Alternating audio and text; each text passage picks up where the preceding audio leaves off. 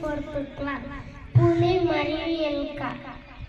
అనగనగా చెట్టు కింద పులి పండుకుంటే ఎలుక వచ్చి సింహం మీద ఆడుకుంటుంటే సింహానికి మేలుక తట్టి. అయితే ఎలుకని సింహం పట్టుకుంది. అయితే ఇంకా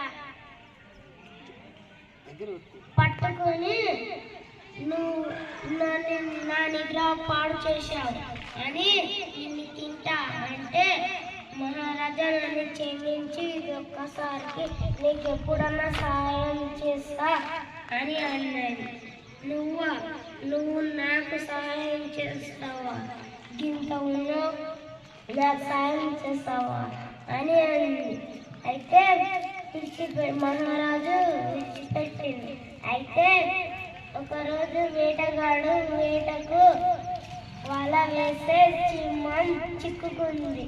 ఎలుక చూసి సింహం దగ్గరికి వెళ్తే సింహం ఇలా అంది ఎలుకతో, నన్ను కాపాడవా ఎలుక అని అంది.